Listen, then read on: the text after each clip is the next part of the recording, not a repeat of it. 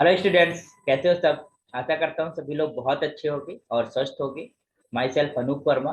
यहाँ पर हम लोग जो स्कूल कैडर की मैथमेटिक्स है उसका डिस्कशन स्टार्ट किया था, तो उसी लेक्चर सीरीज में हम लोग आगे बढ़ेंगे। आज हम लोग जो रिलेशन एंड फंक्शन चैप्टर पढ़ रहे थे उसका जो एग्जाम्पल नंबर 8 है, एक्सरसाइज 2.2 से पहले उसको हम डिस्कस करेंगे कि कैसे हम प्रॉपर तरीके से क्वेश्चन को करते हैं, कैसे समझते हैं। तो आइए जरा हम स्टार्ट करते हैं और स्क्रीन शेयर कर दे रहे हैं आप लोगों को। तो वी हैव दिस प्रॉब्लम, हमने इसको यहाँ पर लिख रखा है। और क्या कहता है ये कि द फिगर 2.6, दिस फिगर यहाँ पर जो गिवन है, this is your 2.6, this is figure 2.6, okay, this figure, okay. So the figure 2.6 shows a relation between the sets p and q। दो सेट्स हैं पी एंड क्यू, उनके बीच में relation show कर रहा है।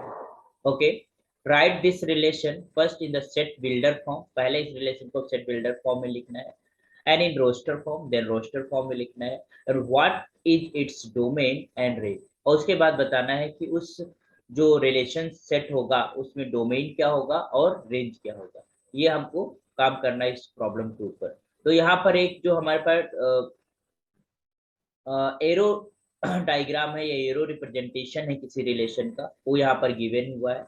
यहाँ पर देखो, अगर हम देख सकते हैं यहाँ पर 9 है, 9 जो रिलेट कर रहा है वो -3 से कर रहा है और 3 से कर रहा है। और यहाँ पर 4 जो रिलेट कर रहा है वो हमारे पास 2 से कर रहा है और 4 जो है -2 से कर रहा है। और 25 रिलेट कर रहा है 5 से, और 25 जो है -5 से रिलेट कर रहा है।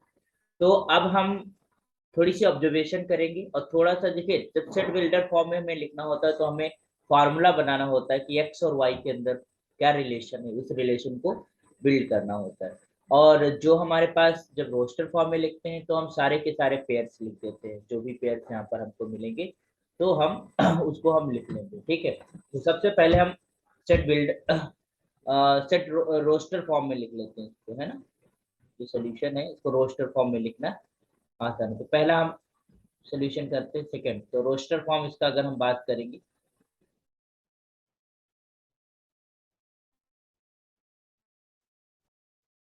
जो भी रिलेशन है अगर इसको हम आर से डिनोट कर दें,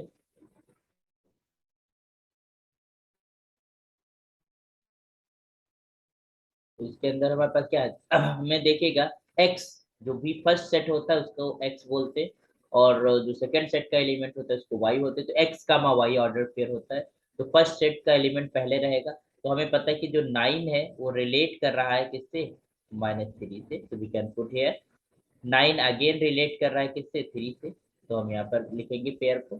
फिर हमारे पास जो 4 है वो रिलेट कर रहा है -2 से, we can also put here. And this 4 is related to 2 is also.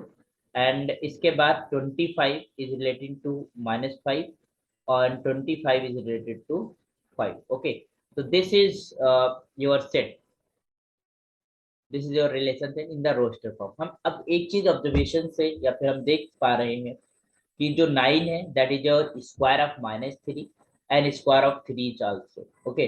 4 जो है वो -2 का स्क्वायर है और 2 का भी स्क्वायर है, और 25 -5 का स्क्वायर है और 5 का स्क्वायर है। तो अगर इसको अब हम सेट बिल्डर फॉर्म में लिखें तो हमें उस प्रॉपर्टी को लिखना होता है जो हमारी प्रॉपर्टी यहाँ पर हम देख रहे हैं ना। 9 -3 का स्क्वायर करेंगे तब भी 9 आएगा, 3 का स्क्वायर करेंगे फिर भी 9 आएगा, -2 का स्क्वायर 4 आ रहा है। तो इसका मतलब x is the square of y। एक तरीके से आप कह सकते हो कि x is the square of y। तो अगर हम इसका सेट बिल्डर फॉर्म लिखें, we can write set builder form.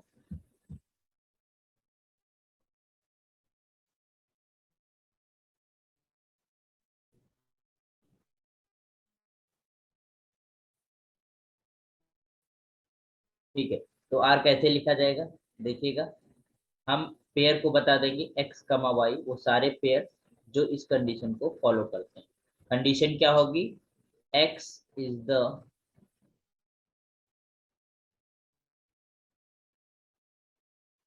square of y, or clearly you know that x is from p and y is from, okay. So this is the set builder form obviously, अब हम बात करते हैं range और domain. तो पहले हम domain की बात करेंगे। अगर हम डोमेन की बात करेंगे तो डोमेन में हमारे पास कौन से एलिमेंट्स आते हैं जो रिलेट करते हैं पी के वो एलिमेंट जो रिलेशन में है, जो रिलेट कर रहे हैं। डोमेन आर, मतलब रिलेशन। तो अब देखिएगा हमारे पास पी के वो एलिमेंट जो रिलेशन में है, तो पी के सारे एलिमेंट रिलेशन के अंदर है। तो 9, 4, 25 these are the elements of domain, या कह सकते हो रिलेशन सेट के जो फर्स्ट पोजीशन पे एलिमेंट होते हैं, जो फर्स्ट एलिमेंट होता है ऑर्डर पेयर का, उनका सारा कलेक्शन जो होता है दैट इज योर डोमेन। ठीक है, तो यहाँ पर क्या लिखेंगे 9, 4 और 25, है ना। इसको ऐसे भी लिख सकते हैं कि पूरा पूरा जो पी है दैट इज योर डोमेन है, क्योंकि सारे के सारे एलिमेंट रिलेशन के अंदर इन्वॉल्व हो गए हैं। अब हम बात करते हैं रेंज। तो रेंज जो होता है वो हमारे पास जो सेकेंड पोजीशन के एलिमेंट होते हैं, सेकेंड एलिमेंट होता है ऑर्डर पेयर का, उनका सब कलेक्शन जो होता है वो हमारा रेंज होता है। तो यहाँ पर हम देखेंगे कि रेंज के अंदर -3 है, -3 है यहाँ पर, या 3 है, 3 है, माइनस का 2 है, 2 है, और माइनस का 5 है, और 5 है।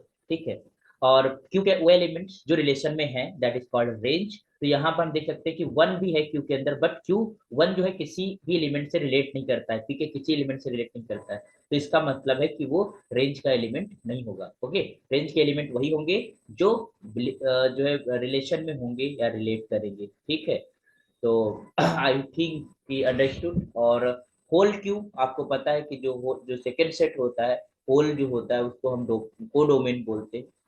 ठीक है, डोमेन मतलब रिलेशन के फर्स्ट एलिमेंट, और रेंज का मतलब रिलेशन के सेकंड एलिमेंट। ठीक है, और जो को डोमेन होता है पूरा पूरा क्यू हो जाता है, सेकंड सेट हो जाता है। तो आई होप समझ आ गया होगा। Answer, these are answers your, these are answers. जी आंसर, ये भी आपका आंसर है। This is also answer, this is also. तो क्लियर, आई होप समझ आ गया होगा। तो हम लोग नेक्स्ट प्रॉब्लम के साथ नेक्स्ट जो है वीडियो में मिलेंगे।